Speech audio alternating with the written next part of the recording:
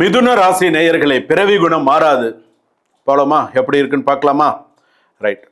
அதாவது நம்ம சொல்றோம் இல்லையா, இந்த பிறவி குணம் மாறாது சில விஷயங்கள் நம்ம சொல்றோம் இல்லையா, அதுல உங்க இந்த மிதுன ராசி அப்படின்னு சொன்னாலே சில நிறைய விஷயங்கள் இருக்கும். சொல்லும்போது நான் உங்களுக்கு சொல்றேன், உணர்ச்சி வசப்பட்டு பேசி விடுவது அது உண்டு.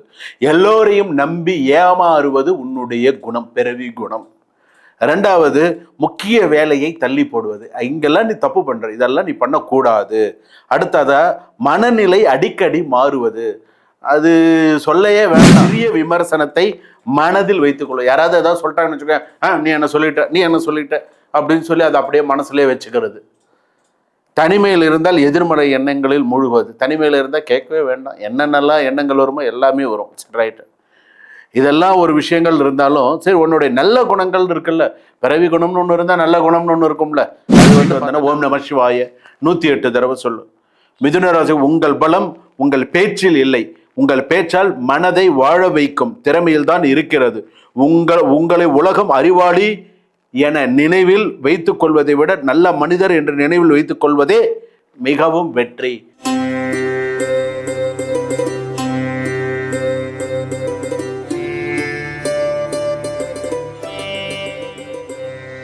ஜனனி ஜன்ம சௌக்கியானாம் வர்தனி குல சம்பதாம் பதவி பூர்வ புண்ணியானாம் லிக்கியதே ஜன்ம பத்திரிகா கஜானனம் பூதகணாதி சேவிதம் கபித்த ஜம்பு பலசார பக்ஷிதம் உமாசுதம் சோக விநாச காரணம் நமாமி விக்னேஸ்வர பாத பங்கஜம்.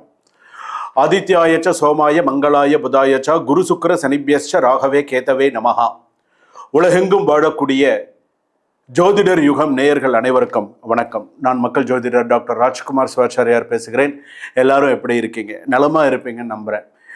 அடுத்ததாக, இந்த ஜோதிடர் யுகத்தில் நாம் பார்க்கக்கூடிய ஒரு காணொலியில் மிக மிக முக்கியமான ஒரு விஷயம் நம்ம பார்க்க போகிறோம். வாழ்க்கையில் மிகவும் முக்கியமான விஷயம். இதெல்லாம் வந்து நம்ம ஸ்கிப் பண்ணவே முடியாது. அந்த மாதிரியான ஒரு விஷயம் நம்ம பார்க்க போகிறோம். அதில் ஒன்று தான் பிறவி குணம் மாறாது. நம்ம ஜோதிடர் யுகம் சேனலில் நம்ம நிறையா விஷயங்கள் போட்டிருப்போம். பிரம்மன் எழுதி விதி, நிறைய விஷயங்களை என்னுடைய காணொலியெல்லாம் பார்த்துருப்பீங்க. அதில் பிறவி குணம் மாறாது. இது கேட்கும் பொழுதே உங்களுக்கு என்னடா இது அப்போ நம்ம ராசிக்கு என்ன, நம்மளுடைய பிறவி குணம் என்ன நமக்கு அப்படின்னு எப்படி சொல்ல போகிறாங்க அப்படிங்கிறத நீங்கள் கண்டிப்பாக நீங்கள் ஆச்சரியப்படுவீங்க. அந்த அளவுக்கு இதில் ஒவ்வொரு ராசிக்கும் இருக்கும். அந்த பிறவி குணம் அப்படிங்கும்போது வந்து பார்த்திங்கன்னா, ஒரு குழந்தை பிறக்கும் பொழுதே அதோட குணாதிசயத்தோடு தான் அந்த குழந்தை பிறக்கும். இந்த குழந்தை ஒரு பிறக்கிறது, பூமியில் ஒரு குழந்தை பிறந்தெடுத்து இத்தனை மணிக்கு இந்த லக்னத்தில் ஒரு குழந்தை பிறக்கிறதுன்னு, அது என்ன லக்னத்தில் பிறக்கிறதோ அந்த குணாதிசயத்தோடு தான் அந்த குழந்தை பிறக்கும். அந்த குணாதிசயம், அந்த ஒரு குணமும் பிறக்கிறது. குழந்தை பிறக்கும் போது அது குணமும் பிறக்கிறது அப்படின்னு சொல்லுவான். இதுதான் மிக முக்கியமானது. அந்த குணம் வயது மாறினாலும், பணம் வந்தாலும், பதவி உயர்ந்தாலும், வெளிநாடு சென்றாலும் சில விஷயங்கள் மாறுவதில்லை. அதுதான் மிக உண்மையானது. அதுக்கு தான் பிறவி குணம் மாறாது. சொல்றோம் இல்லையா, அப்பம் புத்தி அப்படியே இருக்குடா உனக்கு அப்படின்னு சொல்லுவாங்க. சில இடத்துல நீங்கள் கேள்விப்பட்டிருப்பீங்க. இந்த வார்த்தைகளை யாருமே கேள்விப்படாதவர்களே கிடையாது. அந்த மாதிரிலாம் நிறைய விஷயங்கள் உண்டு. அதே போல் நீங்கள் கோபப்படுவது பிறவி குணமா? இதனால் உங்கள் அம்மா அழுதுருக்காங்களா? இதனால் உங்கள் அப்பா அழுதுருக்காங்களா? கண்டிப்பாக நினச்சி பாருங்க. உங்களுடைய பிறவி குணத்தினால நீங்கள் கோபப்படுறதுனால உங்கள் அம்மா ஒரு சொட்டு கண்ணீர் விட்டுருப்பாங்க. என் பிள்ளை இப்படி கோவப்பட்டு இப்படி இந்த மாதிரி கண்டிப்பாக இந்த ஒரு விஷயம் குடும்பத்தில் நடந்திருக்காமல் இருக்காது. இதனால் அப்பா அமைதியாக விலகி இருக்காரா? சொல்லுங்க. உன்னுடைய கோப குணத்தினால, உன்னுடைய சில விஷயத்தினால அப்பா அமைதியாக, உன்னுடைய பிறவி குணத்தினால அப்பா விலகி இருக்காரா? கண்டிப்பாக சொல்லுங்க. ஒரு நிமிடம், இன்று உங்களுடைய ஒரு நிமிஷம் நீங்கள் எல்லாமே யோசிச்சிங்க அப்படின்னு வச்சுக்கோங்களேன், எல்லாமே உங்களுக்கு தெரிய வரும். உங்களை விட்டு விலகி சென்ற உறவுகளும் உங்களுக்கு பிறவி குணமாக இருக்கலாம். உங்களுடைய பிறவி குணத்தினாலேயே சில உறவுகள் பிரிந்து போயிருக்கலாம். அது நிதர்சனமான உண்மை. அடுத்ததாக வந்து பார்த்தீங்க அப்படின்னு சொன்னால், பிறவியிலேயே இருக்கும் நல்ல குணங்களும் உண்டு. சில பேருக்கு நல்ல குணமும் உண்டு. ஒரு சில நம்ம சொல்கிறோம் இல்லையா, கோபம் இருக்கிற இடத்துல குணம் இருக்குன்னு சொல்கிறோம் இல்லையா, அது மாதிரி சில இடத்துல குணங்களும் நல்ல குணங்களும் இருக்கும். உங்களால் அறியாமல் யார் மனம் உடைந்து இருக்கலாம். உங்களை அறியாமல் நீங்கள் யார் மனசாவது உடைச்சிருக்கலாம். அதெல்லாம் இருக்குது, இல்லாமல் இல்லை. அதுதான் பிறவி குணம் அப்படின்னு சொல்லுவோம். சிலருக்கு இதை கேட்கும்போது சிரிப்பு வரும்.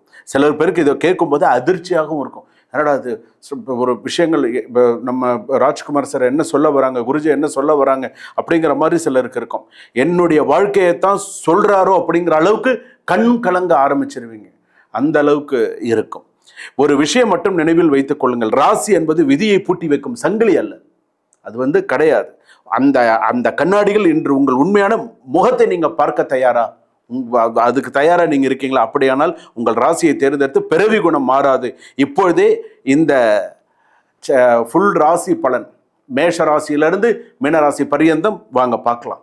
எல்லா ராசிக்கும் பிறவி குணம் எப்படி இருக்கும், மேஷ ராசியுடைய பிறவி குணம் எப்படி இருக்கும், ரிஷப ராசி எப்படி, எல்லாமே பார்க்கலாம்.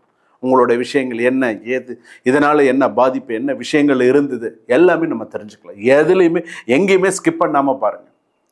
அதே போல் இந்த இப்போ நான் சொல்லியிருக்கிறது எல்லாமே பொது பலன்கள்.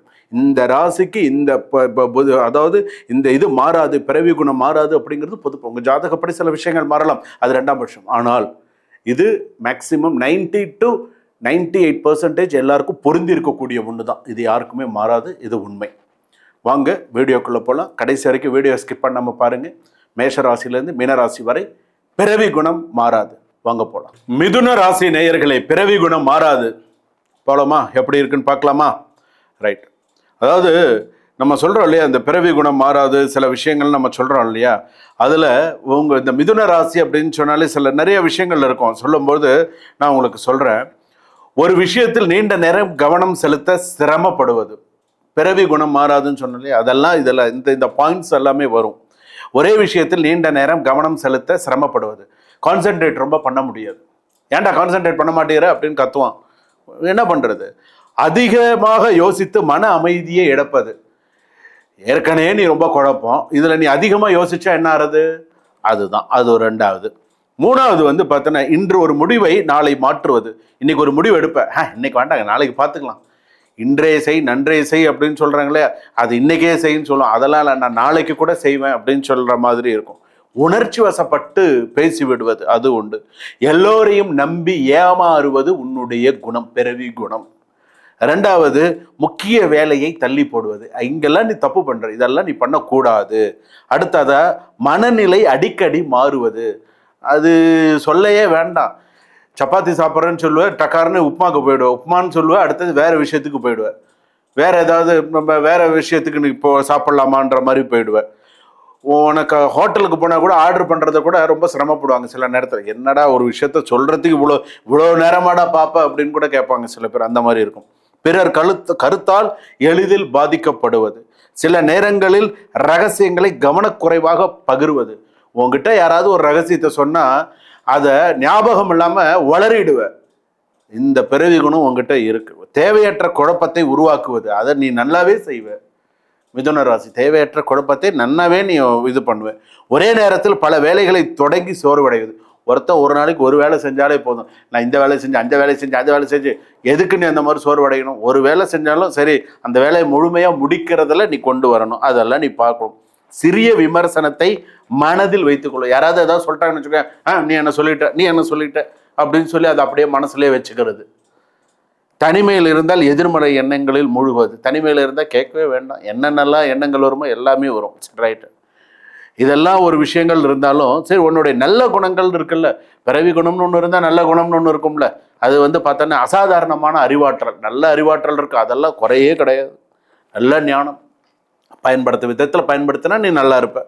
யாரிடமும் எளிதில் பழகும் தன்மை இருக்கு. சிறந்த பேச்சு திறன், பேச்சில் அடிச்சுக்க முடியாது. புதிய விஷயங்களில் கற்றுக்கொள்ளும் ஆர்வம், அதுவும் உங்ககிட்ட நிறையா இருக்குது. அதே போல் சூழ்நிலைக்கு ஏற்ப மாறிக்கொள்ளும் திறன். எந்த இடத்துல இருக்கிற இடத்துல அட்ஜஸ்ட் பண்ணி போயிடுவேன். ஓகே, ரைட், ஓகே, அது நல்ல விஷயம்தான். பிரச்சனைகளுக்கு விரைவாக தீர்வு காணும் சிந்தனை. அதாவது பிரச்சனை இருக்கா, அது உடனே டக்கு சால்வ் பண்ணு, சார்ட் அவுட் பண்ணு அப்படின்ற அளவுக்கு இருக்கும். அதெல்லாம் ரைட்டு. கலை மற்றும் படைப்பாற்ற, நகைச்சுவை உணர்வு மிதுன ராசிக்கு நிறையவே உண்டு. சிரிக்கவும் வைப்பாங்க, தானும் சிரிப்பாங்க, மற்றவர்களும் சிரிக்க வைக்க, படத்தோட காமெடியெல்லாம் சொல்லிலாம் சிரிக்க வைப்பாங்க. அதெல்லாம் உண்டு. பல துறைகளில் ஆர்வம் இருக்கும். குழந்தை மனதுடன் வாழும் இயல்பு. சில பேர் இன்னும் குழந்தையாவே இருப்பாங்க, பார்த்துருக்கீங்களா? 30 வயசு ஆனாலும் சில பேர் குழந்தையா தான் இருப்பாங்க. பொண்ணாக இருந்தாலும் சரி, ஆணாக இருந்தாலும் சில பேர் குழந்தையாவே இருப்பாங்க. அந்த குழந்தை குணம் மாறாது அப்படின்னு சொல்லுவாங்க. எளிதில் கற்றுக்கொள்ளும் திறன், பிறருக்கு உதவ வேண்டும் என்ற நல்ல எண்ணம் இருக்கும். சார் அதெல்லாம் இருக்கு, அதெல்லாம் இல்லைன்னா சொல்ல முடியாது. நிறைய நல்ல விஷயங்கள்லாம் இருக்கு. 2026ஆம் ஆண்டு பிறவி குணம் மாறாது. என்ன காத்திருக்கிறது? இந்த ஆண்டு என்னவா இருக்கு? நீங்கள் பேசும் ஒவ்வொரு வார்த்தையும் ஒரு உறவை உருவாக்கும் அல்லது ஒரு உறவை உடைக்கவும் செய்யும் அப்போ இதில் நீ கவனமாக இருக்கணும். வேலை, தொழில், குடும்பம், நண்பர்கள் என பல இடங்களில் தெளிவான தொடர்பு மிக முக்கியமாக இருக்க வேண்டும். இந்த ஆண்டு ஒரு உண்மையை உங்களுக்கு உணர்த்தும். புத்திசாலித்தனம் மட்டும் போதாது, மனதை புரிந்து கொள்ளும் அறிவும் உனக்கு தேவை. புரிஞ்சுதோ? நன்னா புரிஞ்சுக்கோ, அதுதான் முக்கியம். அடுத்ததா ஒரு நிமிடம் உனக்கு உன்னுடைய மனசாட்சி கிட்ட நீ கேளு. ஓ மனசாட்சி இருக்குல்ல, அது கிட்ட கேளு. உங்கள் அம்மா பேசும்போது இப்ப பிஸி நான் பல முறை தவிர்த்திருக்கிறீர்களா? உங்க அம்மா கிட்ட நான் இப்ப ரொம்ப பிஸியா இருக்கேன். என்னடா அம்மா கிட்ட பிஸி? ஏதோ ஒரு தலைவலின்னு ஃபோன் பண்ணுவாங்க, மாத்திரன்னு ஃபோன், ஏதோ நான் பிஸியா இருக்கேன், நான் அப்புறம் பண்றேன். எப்ப பண்ண போற? மனசாட்சியை கேளு. நான் தப்பு சொல்றேன்னு நினைக்காத, மனசாட்சியே கேளு. அப்பாவின் அறிவுரையை கேட்காம பின்னர் அதே தவறுக்காக வருந்திருக்கிறீர்களா? அப்பா ஒரு விஷயம் சொல்ற, டே இதை செய்யாதரா, நான் அப்படித்தான் செய்வேன், செஞ்சு ஐயோ அப்பா அப்பயே சொன்னார், நான் தெரியாம நினைச்சிருக்கியா? உண்டா இல்லையா? நினைச்சுக்கோ. உங்களை உயிராக நேசித்த ஒருவரை உங்கள் மாறிக்கொண்டே இருக்கும் மனநிலையால் குழம்பி இருக்கிறீர்களா? யாரையாவது உங்களை முழுமையாக நம்பிய போது கவனக்குறைவாக ஒரு வார்த்தையால் நம்பிக்கையை உடைத்திருக்கிறீர்களா? இதெல்லாம் நீ செஞ்சிருக்க. அதே போல வெளியில் சிரித்தபடியே உங்களுக்கு சிரித்தபடியே இரவில் யாருக்கும் தெரியாமல் அழுதிருக்கிறீர்களா? பகலெல்லாம் சிரிச்சுட்டு நைட்டெல்லாம் நீ அழுதிருக்கியா? அதுக்கு மட்டும் உண்மையை சொல்லு. அழுதுருக்கேன்னு மனசாட்சிக்கு ஆமா நான் அழுதுருக்கேன், எத்தனையோ நேரில் வேலைக்கு போயிட்டு வந்து அழுதுருக்கேன், மற்ற விஷயத்தில் அழுதுருக்கேன்னு வெளியில சிரிச்சுன்னு வருவேன், ஆனால் வீட்டுக்கு வந்துட்டா என்ன அறியாமல் நான் எதுக்கு அழறேன்னு தெரியாமல் நான் அழுதுருக்கேன் அப்படின்னு நீ உண்மையை சொல்லணும். என்கிட்ட உங்கள் கமெண்ட்ல சொல்லு. உங்கள் மனம் ஒரு இடத்தில் இருக்காதால் உங்களை நேசித்த சிலர் இவங்களோட உண்மையிலேயே அன்பு இருக்கிறதா என்ற அமைதியாக விலகி இருக்கலாம். சில நேரம் உங்களை காயப்படுத்த நீங்கள் யாரையும் காயப்படுத்த மாட்டீங்க, ஆனால் அலட்சியமாக பேசிய ஒரு வார்த்தை ஒருவரின் இதயத்தில் வாழ்நாள் முழு ஆறாத காயத்தை விட்டு செல்லும். நீ நிறைய பேர்கிட்ட அலட்சியமாக பேசியிருக்க, எனக்கு என்னன்னு பேசியிருக்க, இல்லைன்னு சொல்லாது. அலட்சியமாக எல்லாரையும் நான் தான்ன்ற மாதிரி கூட பேசியிருக்கலாம், ஆனால் உங்ககிட்ட அந்த அலட்சியம் இருக்குது. அதெல்லாம் சில விஷயங்கள்லாம் மாறணும். பிறவி குணம் மாறுமா? மாறலாம், ஆனால் அதற்கு மனக்குழப்பம் குறைய வேண்டும், முடிவுகள் தெளிவாக இருக்க வேண்டும். பேசுவதற்கு முன் ஒரு நொடி நீ யோசிக்க வேண்டும். மாறாதது பிறவி குணம் அல்ல, மாற விரும்பாத உனது மனம்தான். ஞாபகம் வச்சுக்கோ. பரிகார ஸ்தலம் என்ன? திருவெண்காடு ஸ்வேதாரண்யேஸ்வரர் கோவில் இருக்கு. அந்த கோவிலுக்கு போயிட்டு வா. அந்த கோவிலுக்கு போயிட்டு வந்தா உன்னுடைய ஜாதகத்தைப்படி உன்னுடைய சில, அதாவது பிறவி குணம், நல்ல குணங்கள் என்னங்கிறதெல்லாம் உனக்கு சொல்லியிருக்கேன். திருவெண்காடு ஸ்வேதாரண்யேஸ்வரர், அதாவது பிறவி குணம் மாறாது. அப்ப இந்த கோவிலுக்கு போயிட்டு வரணும். ஸ்வேதாரண்யேஸ்வரர் கோவில் திருவெண்காடு போயிட்டு வா. ரைட்டு. அங்க போயிட்டு வந்தனா ஓம் நம சிவாய 108 தடவை சொல்லு.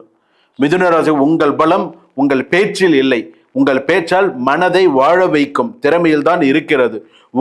உங்களை உலகம் அறிவாளி என நினைவில் வைத்துக் கொள்வதை விட நல்ல மனிதர் என்று நினைவில் வைத்துக் கொள்வதே மிகவும் வெற்றி. மிதுன ராசிக்காரர்கள் சொன்னா நீ நல்ல மனிதர், நல்ல வெற்றி உள்ள மனிதர், நல்ல மனிதர் அப்படிங்கிற பேர் நீ வாங்கணும். அந்த பேர் உனக்கு இருக்கணும். அதுதான் நீ வாழ்ந்த வாழ்க்கைக்கான சிறப்பு. ஐயோ அவனா அப்படின்னு உன்னை கண்டு பயந்துடக்கூடாது. ஐயோ அவனா, ஐயோ அப்பா அவனா துஷ்டனா கண்டா தூரம் விலகுங்கிறான், ஐயோ அவனா வேற எங்கன்னா போடா, அவன் அங்கே அவனா அதோ வரான் பாரு அப்படின்னு டக்கு என்ன இருக்கு லைஃப்ல? அதான் பார்த்துக்கோங்க. வாழ்க வளமுடன், இன்பமே சூழ்க, எல்லோரும் வாழ்க. இதுவரையில் நாம் பார்த்தது பிறவி குணம் மாறாது அப்படின்னு நம்ம பார்த்தோம். இது பொதுவான அடிப்படையிலான பிறவி குணங்களில் விளக்கம் மட்டுமே. ஸோ இது இப்படிதான் அப்படிங்கிறது.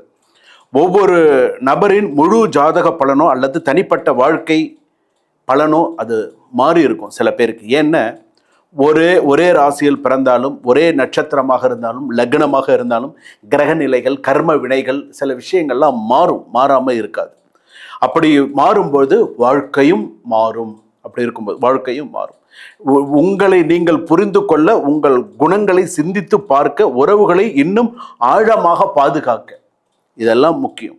அந்த நோக்கத்திற்காக மட்டுமே. ஒருவேளை இதில் கூறப்பட்ட ஏதாவது ஒரு குணம் உங்கள் வாழ்க்கையோடு ஒத்துப்போனால் அதை மாற்ற முடியாத விதி ஒன்று நினைக்க வேண்டாம். நல்ல எண்ணம், நல்ல செயல், நல்ல நம்பிக்கை, நிறைய நல்ல விஷயங்கள் சொல்லி இருக்கக்கூடிய ஆலயங்கள் போயிட்டு வந்தால் கண்டிப்பாக அதெல்லாம் நல்லபடியாக நடக்கும். அன்பான வார்த்தைகள், இதெல்லாமே உங்களை உயர்த்திக்கூடியதாக இருக்கும். இதெல்லாம் பொது பலன்கள் தான். ஆனால் நான் சொன்னதில் ஒரு சில விஷயங்கள் உங்கள் வாழ்க்கையோடு ஒத்து போயிருந்தால் நீங்கள் கண்டிப்பாக அந்த அக்னீஸ்வரர் கோவிலில் போய் பரிகாரம் செய்கிறது, என்ன செய்யணும்னு நினைக்கிறீங்களோ அதெல்லாம் நீங்கள் செய்யலாம். பிறவி குணம் இருக்கலாம், ஆனால் நல்ல மனம் கொண்ட மனிதன் தனது குணத்தை நல்ல பாதையில் வளர்த்து கொள்ளும் சக்தி கொண்டவன் அவன். சரிங்களா. பிறவி குணம் இப்படி இருக்கலாம், ஆனால் அவனுக்கான ஒரு நல்ல சக்தி, நல்ல விஷயங்கள் உண்டு. உங்களுடைய ராசி, உங்களுடைய என்ன அப்படிங்கிறத நீங்கள் கமெண்ட் பண்ணுங்கள். உங்கள் ராசியில், சார் நான் மேஷ ராசி கேட்டேன், நீங்கள் சொன்னது எனக்கு ஒத்து போச்சு, நீங்கள் சொன்னது எனக்கு சரியாக இருந்தது அப்படிங்கிறத எனக்கு சொல்லுங்கள், நானும் தெரிஞ்சுக்கிறேன். ஸோ மேஷ ராசி சொன்னதெல்லாம் உங்களோட ராசியில் பேருடைய இதோட ஒத்து போயிருக்கு அப்படிங்கிறது நானும் தெரிஞ்சுக்கிறேன். மேலும் உங்களுடைய ஜாதகம் தெரிந்துக்கணும் அப்படின்னு சொன்னால் டிஸ்கிரிப்ஷனில் என்னுடைய நம்பர் இருக்குது, அப்பாயின்மெண்ட் ஃபிக்ஸ் பண்ணிவிட்டு உங்களுடைய முழு ஜாதகத்தை நீங்கள் பார்த்து தெரிஞ்சுக்கோங்க. சுபம்.